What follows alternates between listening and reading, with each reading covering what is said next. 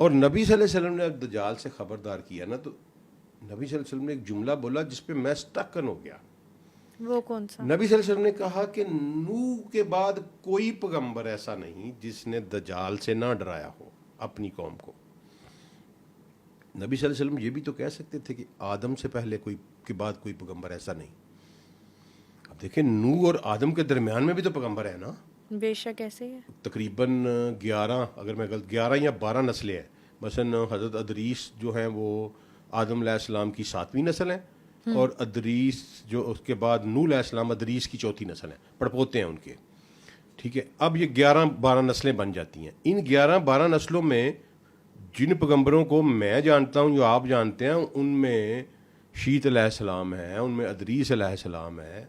ठीक है, वो बहुत सारे पैगंबर, उन 11 नस्लों में बहुत सारे पैगंबर आए होंगे। ऐसे ही नबी सल्लल्लाहु अलैहि वसल्लम ने ये नहीं कहा कि आदम के बाद तमाम पैगंबरों ने इससे डराया है। नबी सल्लल्लाहु अलैहि वसल्लम नूह के बाद, इसका मतलब है कि नूह के वक़्त में कोई ऐसी चीज़ हुई है, उसको तलाश करें कि नूह के वक़्त में कोई ऐसी चीज़ हुई है जिसका को रिलेशन है दज्जाल के साथ, और दज्जाल उसका आखिरी सुपीरियर मोस्ट सोफिस्टिकेटेड वेपन है इबलीस का। अब ओके। अब आप देखिए, अल्लाह ने कहा कि इसका कबीला है, कुरान पाक में कहा कि ये और इसका कबीला तुम्हारा दुश्मन है, शैतान के।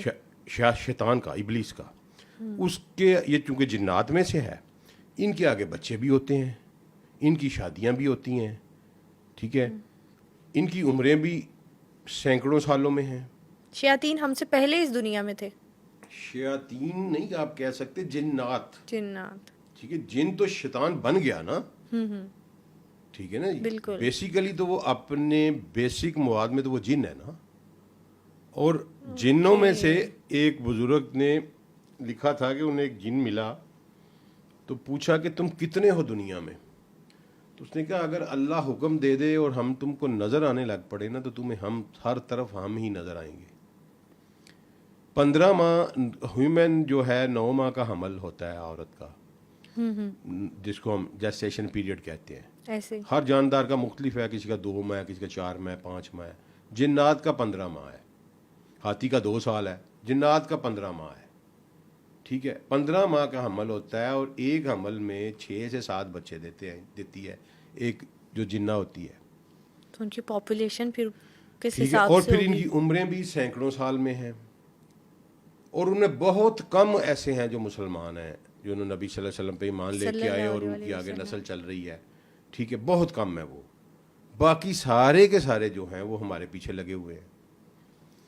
अब एक तो उसका ये फोर्स है, उस फोर्स ने जब ये सारा कुछ किया होगा, 4 काम करने हैं उसने, कि मैंने इन पे हमला भी करना है आगे पीछे से, दाएं बाएं से, मैंने इनके रास्ते में भी बैठना है, मैंने इनको सिराते मुस्तकीम से अगवा भी करना है ये, और फिर मैंने इनको ये हुक्म भी देना है कि तेरी अल्लाह की तख्लीक को बदल दे।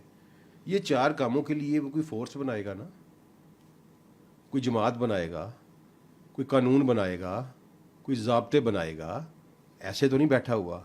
अल्लाह को चैलेंज करके आया है, अल्लाह को चैलेंज करके आया है कि मैं ये जो जिसके लिए तूने मुझे जलील किया है, इसको मैं नहीं छोड़ूंगा।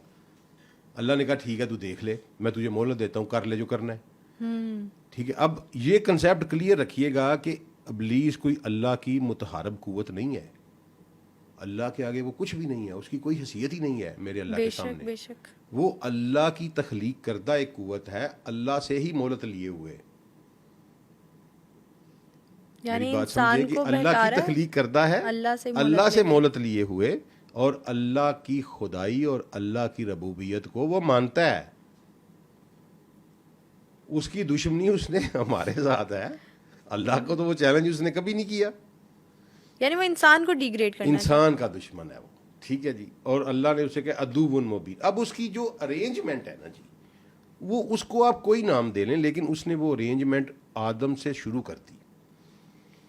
आदम से शुरू करने के बाद उसने उसके बेटे को अगवा किया, फिर वो ले गया उसको, उसने बस्तियां बनाई, जना सबसे पहले आम करवाया, इस तरह की चीज़ें करता करता करता करता अदरीस अलैहिस्सलातु वस्सलाम का दौर जब आया ना, तो उसके कुछ 10-12 समझ लें कोर कमांडर्स जो थे उसके, जनरल्स उसके बड़े, उसकी फौज के उस वक्त तक डेवलप हो चुके थे, उन्होंने एक मुआहदा किया किसके साथ? आपस में।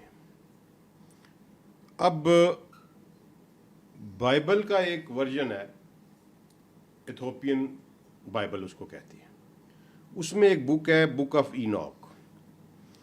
इनॉक कहते हैं अदरीस को, अखनूक उनका नाम है, ठीक है। कुरान पाक में अदरीस है और बाइबल में अखनूक है, तो बुक ऑफ, उनकी बुक है एक, बुक ऑफ इनॉक।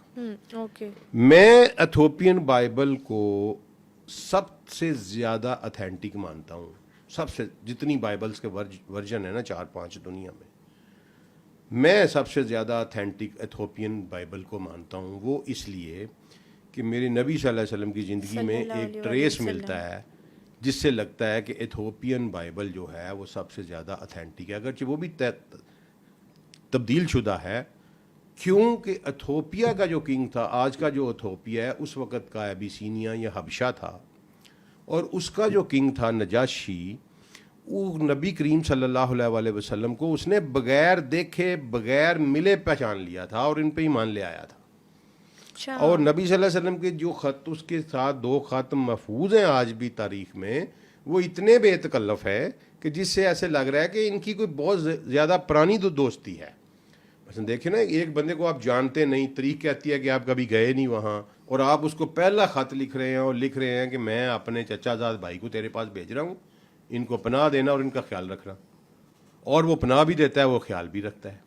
और फिर वो बंदा जब फौत होता है तो नबी सल्लल्लाहु अलैहि वसल्लम को मदीने में बजरिया वही इतला दी जाती है, और नबी सल्लल्लाहु अलैहि वसल्लम अपने सहाबा को कहते हैं कि तुम्हारा भाई नजाशी जो हबशा का बादशाह था वो फौत हो गया, आओ उसकी जनाजा पढ़े। एक ही गायबाना नमाज जनाजा नबी सल्लल्लाहु अलैहि वसल्लम जिसकी बेस पे आज हम गायबाना नमाज जनाजा पढ़ते हैं, वो नजाशी की है।